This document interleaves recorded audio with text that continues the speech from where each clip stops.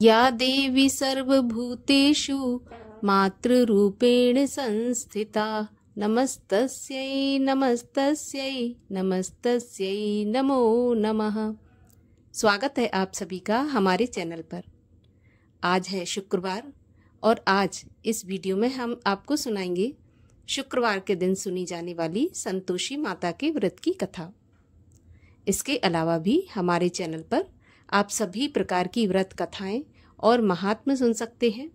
इसके लिए अगर अभी तक आपने चैनल को सब्सक्राइब नहीं किया है तो चैनल को सब्सक्राइब करके बेल आइकन पर क्लिक अवश्य कर लीजिए। और अगर आपको आज ये कथा अच्छी लगे तो लाइक अवश्य करिए, क्योंकि आपके लाइक से ही हमें ये पता चलता है कि आपको हमारा वीडियो पसंद आया। तो चलिए आपको सुनाते हैं शुक्रवार के दिन सुनी जाने वाली संतोषी माता के व्रत की कथा। एक बुढ़िया थी और उसके 7 पुत्र थे। 6 कमाने वाले थे और 1 निकम्मा था। बुढ़िया माँ 6 पुत्रों की रसोई बनाती, भोजन कराती और पीछे से जो कुछ बचता तो 7वें पुत्र को दे देती थी। परंतु वह बड़ा भोला भाला था, मन में कुछ भी विचार नहीं करता था। एक दिन वह अपनी बहू से बोला, देखो मेरी माता का मुझ पर कितना प्यार है। वह बोली, क्यों नहीं, सबका झूठा बचा हुआ तुमको खिलाती है। वह बोला, भला ऐसा भी कहीं हो सकता है? मैं जब तक अपनी आंखों से नहीं देखूं तब तक नहीं मान सकता। तो बहू हंसकर बोली, देख लोगे तब तो मानोगे। फिर कुछ दिन बाद एक बड़ा त्योहार आया। घर में 7 प्रकार के भोजन और चूरमा के लड्डू बने। वह जांचने को सिर दर्द का बहाना बनाकर पतला सा कपड़ा सिर पर ओढ़कर रसोई घर में सो गया और कपड़े में से सब देखता रहा। 6 भाई भोजन करने आए।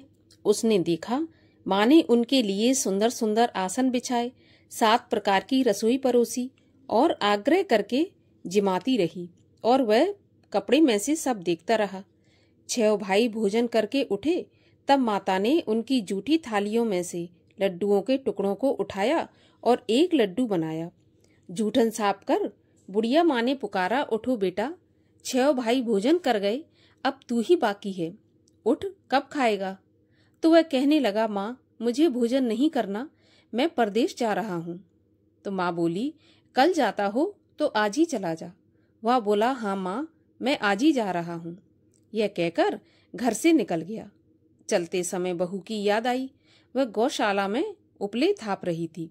वहीं जाकर उससे बोला, हम जावें परदेश को, आवेंगे कुछ काल, तुम रहियो संतोष से, धर्म आपनो पाल। वह बोली, जाओ पिया आनंद से, हमरो सोच हटाए, राम भरोसे हम रहें, ईश्वर तुम्हें सहाय। देव निशानी आपनी, देख धरू में धीर, सुध हमरी न बिसारियो, रखियो मन गंभीर। वह बोला, मेरे पास कुछ नहीं है, यह अंगूठी है सो ले लो और अपनी कुछ निशानी मुझे दो। वह बोली, मेरे पास क्या है, यह गोबर भरा हाथ है।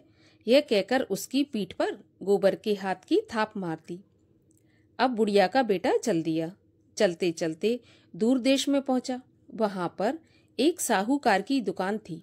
वहां जाकर कहने लगा, भैया मुझे नौकरी पर रख लो।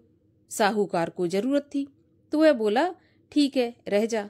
लड़के ने पूछा, तनख्वाह क्या दोगे? तो साहूकार बोला, काम देखकर दाम मिलेंगे। तो उसे साहूकार की नौकरी मिल गई। वह सवेरे 7 बजे से रात तक नौकरी बजाने लगा। कुछ दिनों में दुकान का सारा लेन देन, हिसाब किताब, ग्राहकों को माल बेचना, सारा काम करने लगा। साहूकार के 7-8 नौकर थे। वे सब चक्कर खाने लगे कि यह तो बहुत होशियार बन गया है। सेठ ने भी काम देखा और 3 महीने में उसे आधे मुनाफे का साझीदार बना लिया। 12 वर्ष में वह नामी सेठ बन गया और मालिक सारा कारोबार उस पर छोड़कर बाहर चला गया। अब बहू पर क्या बीती सो सुनो। सास ससुर उसे दुख देने लगे। सारी गृहस्थी का काम करा के उसे लकड़ी लेने जंगल में भेजते। इस बीच घर की रोटियों के आटे से जो भूसी निकलती उसकी रोटी बनाकर रख दी जाती और फूटे नारियल के खोपरे में पानी। इस तरह दिन बीतते रहे। एक दिन वह लकड़ी लेने जा रही थी कि रास्ते में बहुत सी स्त्रियां संतोषी माता का व्रत करती दिखाई दी। वह वहां पर खड़ी होकर कथा सुनकर बोली, बहनों, ये तुम किस देवता का व्रत करती हो और इसके करने से क्या फल मिलता है? इस व्रत के करने की क्या विधि है? यदि तुम अपने इस व्रत का विधान मुझे समझाकर कहोगी तो मैं तुम्हारा बहुत एहसान मानूंगी। तब उनमें से एक स्त्री बोली, सुनो, ये संतोषी माता का व्रत है। इसके करने से निर्धनता, दरिद्रता का नाश होता है और लक्ष्मी आती है। मन की चिंताएं दूर होती हैं। घर में सुख होने से मन को प्रसन्नता और शांति मिलती है। निपुत्री को पुत्र मिलता है। प्रियतम बाहर गया हो तो जल्दी आ जाता है। कुंवारी कन्याओं को मनपसंद वर मिलता है। राजद्वारे में बहुत दिनों से मुकदमा चलता हो तो खत्म हो जाता है। सब तरह की सुख शांति हो, घर में धन जमा हो, पैसा जायदाद का लाभ हो, रोग दूर हो जाए और जो भी मनोकामना हो सब इस संतोषी माता के व्रत से पूरी हो जाती हैं। इसमें कोई भी संदेह नहीं है। वह पूछने लगी, यह व्रत कैसे किया जाता है, यह भी बताओ तो बड़ी कृपा होगी। तब वह स्त्री कहने लगी, 1.25 रुपये का गुड़ और चना लेना, इच्छा हो तो 5.25 रुपये का ले लेना या 11.25 रुपये का ले लेना। अपनी सहूलियत के अनुसार जितना भी हो सके सवाया लेना। 5.25 रुपये से 11.25 अपनी शक्ति और भक्ति के अनुसार लेना। हर शुक्रवार को निराहार रहकर कथा कहना और सुनना। इसके बीच क्रम टूटे नहीं। लगातार नियम पालन करना। सुनने वाला कोई न मिले तो घी का दीपक जलाकर उसके आगे जल के पात्र को रखकर कथा कहना, परंतु नियम न टूटे। जब तक कार्य सिद्ध न हो नियम पालन करना और कार्य सिद्ध हो जाने पर ही व्रत का उद्यापन करना। 3 महीने में माता पूरा फल प्रदान करती है। यदि किसी के खोटे ग्रह हैं तो भी माता 1 वर्ष में अवश्य कार्य सिद्ध करती हैं। कार्य सिद्ध होने पर ही उद्यापन करना चाहिए, बीच में नहीं करना चाहिए। उद्यापन में 2.5 सेर आटे का खाजा तथा इसी नाप से खीर तथा चने का साग करना। 8 लड़कों को भोजन कराना। जहां तक मिले देवर जेठ भाई बंधु कुटुंब के लड़के लेना। ना मिले तो रिश्तेदारों और पड़ोसियों के लड़के बुलाना। उन्हें भोजन कराना। यथाशक्ति दक्षिणा देकर माता का नियम पूरा करना। उस दिन घर में कोई खटाई न खाए, इस बात का ध्यान रखना। यह सुनकर बुढ़िया के लड़के की बहू चल दी। रास्ते में लकड़ी के बोझ को बेच दिया और उन पैसों से गुड़ चना लेकर माता के व्रत की तैयारी करके आगे चली और सामने मंदिर देखकर पूछने लगी, यह मंदिर किसका है? तब सब कहने लगे, ये संतोषी माता का मंदिर है। यह सुनकर माता के मंदिर में जा माता के चरणों में लौटने लगी। दीन होकर विनती करने लगी, हे माँ, मैं निपट मूर्ख हूँ, व्रत के नियम कुछ नहीं जानती, मैं बहुत दुखी हूँ। हे माता जगत जननी, मेरा दुख दूर कर, मैं तेरी शरण में हूँ। माता को दया आई। एक शुक्रवार बीता कि दूसरे शुक्रवार को ही इसके पति का पत्र आया और तीसरे को उसका भेजा हुआ पैसा भी आ पहुंचा। यह देखकर जेठानी मुंह से कोड़ने लगी, इतने दिनों में इतना पैसा आया, इसमें क्या बड़ाई है? लड़के ताने देने लगे। काकी के पास अब पत्र आने लगा, रुपया आने लगा। अब तो काकी की खातिर बढ़ेगी, अब तो काकी बुलाने से भी नहीं बोलेगी। बेचारी सरलता से कहती, भैया पत्र आवे रुपया आवे तो हम सबके लिए अच्छा है। ऐसा कहकर आंखों में आंसू भरकर संतोषी माता के मंदिर में आ मातेश्वरी के चरणों में गिरकर रोने लगी। माँ, मैंने तुमसे पैसा नहीं मांगा, मुझे पैसे से क्या काम है? मुझे तो अपने सुहाग से काम है। मैं तो अपने स्वामी के दर्शन और सेवा मांगती हूँ। तब माता ने प्रसन्न होकर कहा, जा बेटी, तेरा स्वामी आएगा। यह सुन खुशी से बावली हो घर में जाकर काम करने लगी। अब संतोषी माँ विचार करने लगी कि इस भोली पुत्री से मैंने कह तो दिया कि तेरा पति आएगा, पर आएगा कहाँ से? वह तो इसे स्वप्न में भी याद नहीं करता। उसे याद दिलाने मुझे ही जाना पड़ेगा। इस तरह माता बुढ़िया के बेटे के पास जाकर स्वप्न में प्रकट होकर कहने लगी, साहूकार के बेटे, सोता है या जागता है? वह बोला, माता, सोता भी नहीं हूँ, जागता भी नहीं हूँ, बीच में ही हूँ, कहिए क्या आ गया है। माँ कहने लगी, तेरा घर बार कुछ है या नहीं? वह बोला, मेरा सब कुछ है माता, माँ बाप, भाई बहन, बहू, क्या कमी है?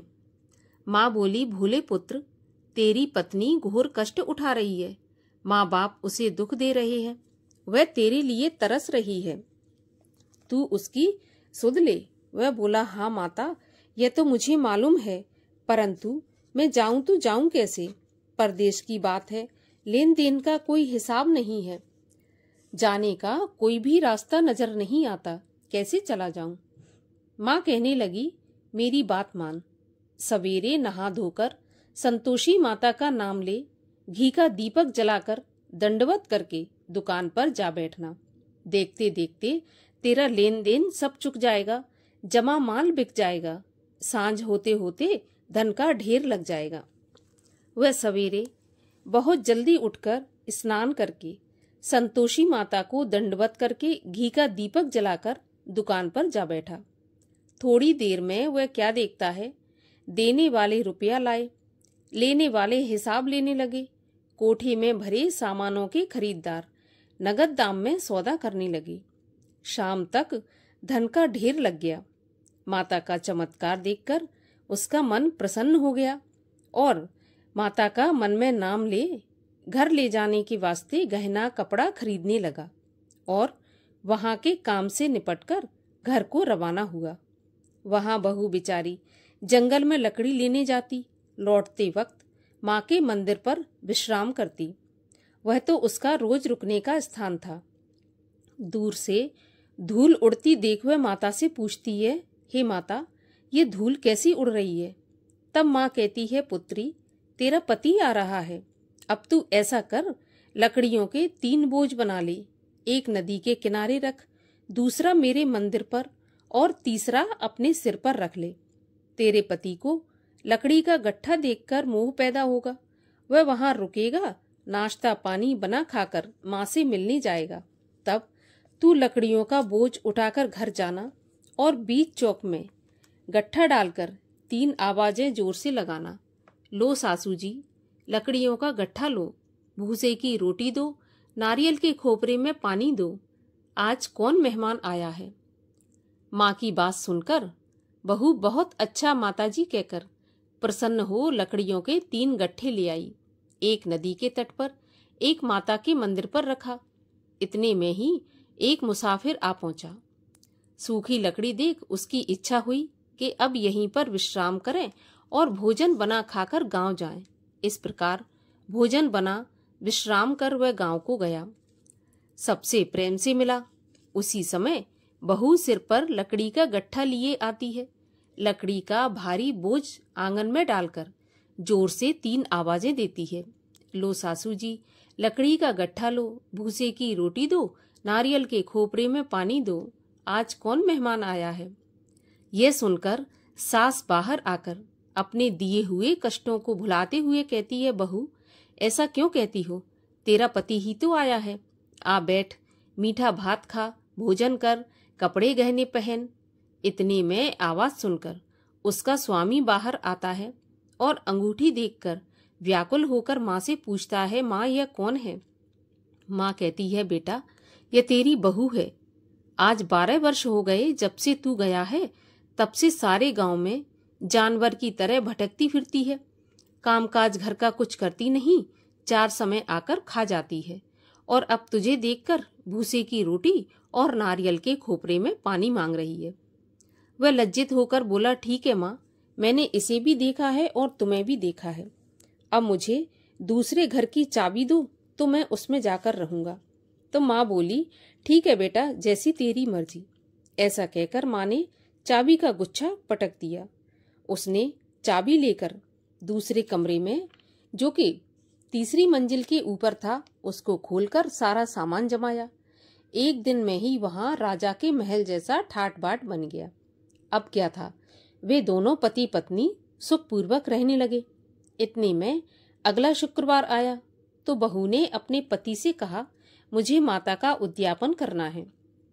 पति बोला, बहुत अच्छा, खुशी से करो। वह तुरंत ही उद्यापन की तैयारी करने लगी। जेठ के लड़कों को भोजन के लिए कहने गई। उसने मंजूर किया, परंतु पीछे जिठानी अपने बच्चों को सिखाती है, देखो भोजन के समय सब लोग खटाई मांगना, जिससे उसका उद्यापन पूरा न हो। लड़के जीमने आए, खीर तो पेट भर कर खाई, परंतु याद आते ही कहने लगे, हमें कुछ खटाई खाने को दो, खीर खाना हमें नहीं भाता, देखकर अरुचि होती है। बहू कहने लगी, खटाई किसी को नहीं दी जाएगी, यह तो संतोषी माता का प्रसाद है। लड़के तुरंत उठकर खड़े हुए, बोले पैसे लाओ। तो भोली बहू कुछ जानती नहीं थी, उन्हें पैसे दे दिए। लड़के उसी समय जाकर के इमली लेकर खाने लगे। यह देखकर बहू पर माताजी ने क्रोध किया। राजा के दूत उसके पति को पकड़कर ले गए। जेठ जिठानी मनमाने खोटे वचन कहने लगे, लूट लूट कर धन इकट्ठा करके लाया था, सो राजा के दूत पकड़कर ले गए। अब सब मालूम पड़ जाएगा जब जेल की हवा खाएगा। बहू से ऐसे वचन सहन नहीं हुए। रोती रोती माता के मंदिर में गई और बोली, माता तुमने ये क्या किया? हंसाकर अब क्यों रुलाने लगी? माता बोली, पुत्री तूने उद्यापन करके मेरा व्रत भंग किया है, इतनी जल्दी सभी बातें भुला दी। वह कहने लगी, माता भूली तो नहीं हूँ, ना ही कुछ अपराध किया है, मुझे तो लड़कों ने भूल में डाल दिया, मैंने भूल से उन्हें पैसे दे दिए, मुझे क्षमा कर दो माँ। माँ बोली, ऐसी भी कहीं भूल होती है? वह बोली, माँ मुझे माफ कर दो, मैं फिर से तुम्हारा उद्यापन करूंगी। तो माँ बोली, अब भूल मत करना। वह बोली, माता अब भूल नहीं होगी, अब बताओ मेरे पति कैसे आएंगे? तो माँ बोली, जा पुत्री, तेरा पति तुझे रास्ते में ही आता मिलेगा। वह घर को चली। रास्ते में पति आता मिला तो उसने पूछा कि तुम कहाँ गए थे? वह कहने लगा, इतना धन जो कमाया है उसका टैक्स राजा ने मांगा था, वही भरने गया था। वह प्रसन्न होकर बोली, भला हुआ, अब घर चलो। कुछ दिन बाद फिर शुक्रवार आया। वह बोली, मुझे माता का उद्यापन करना है। तो पति ने कहा, करो। फिर वह जेठ के लड़कों से भोजन को कहने गई। जिठानी ने एक दो बातें सुनाई और लड़कों को सिखा दिया कि तुम पहले ही खटाई मांगना। लड़के कहने लगे, हमें खीर खाना नहीं भाता, जी खराब होता है, कुछ खटाई खाने को दो। वह बोली, खटाई खाने को नहीं मिलेगी, खाना हो तो खाओ। वह ब्राह्मणों के लड़कों को लाकर भोजन कराने लगी। यथाशक्ति दक्षिणा की जगह उन्हें एक एक फल दिया। इससे संतोषी माता प्रसन्न हुई। माता की कृपा होते ही 9वें महीने उसको चंद्रमा के समान सुंदर पुत्र प्राप्त हुआ। पुत्र को लेकर प्रतिदिन माताजी के मंदिर में जाने लगी। एक दिन माँ ने सोचा, यह रोज मेरे मंदिर में आती है, क्यों ना मैं इसके घर चलूं, इसका आसरा देखूं तो सही। यह विचार कर माता भयानक रूप बनाकर, गुड़ और चने से सना मुख, ऊपर से सूंड के समान होंठ, उस पर मक्खियां भिनभिना रही थीं। दहलीज में पांव रखते ही उसकी सास चिल्लाई, देखो कोई चुड़ैल आ रही है, लड़कों इसे भगाओ, नहीं तो यह किसी को खा जाएगी। लड़के डरने लगे और चिल्लाकर खिड़की दरवाजे बंद करने लगे। छोटी बहू रोशनदान में से देख रही थी। प्रसन्नता से पगली होकर चिल्लाने लगी, आज मेरी माताजी मेरे घर आई हैं। यह कहकर बच्चे को दूध पिलाने से हटाती है। इतने में सास का क्रोध फूट पड़ा। बोली, देखो कैसी उतावली हुई, जो बच्चे को पटक दिया। इतने में माँ के प्रताप से जहां देखो वहां लड़के ही लड़के नजर आने लगे। वह बोली, माँ जी, मैं जिनका व्रत करती हूँ यह वही संतोषी माता है। इतना कहकर झट से सारे घर के किवाड़ खोल दिए। सबने माता के चरण पकड़ लिए और विनती करके कहने लगे, हे माता, हम मूर्ख हैं, हम अज्ञानी हैं, पापी हैं, आपके व्रत की विधि हम नहीं जानते। आपका व्रत भंग करके हमने बहुत बड़ा अपराध किया है। हे माता, आप हमारे अपराध को क्षमा करो। इस प्रकार माता प्रसन्न हुई। माता ने बहू को जैसा फल दिया वैसा सबको दें। जो यह कथा पढ़े या सुने उसका मनोरथ पूर्ण हो। बोलो संतोषी माता की जय। संतोषी माता की आरती। जय संतोषी माता मैया, जय संतोषी माता, अपने सेवक जन की सुख संपत्ति दाता।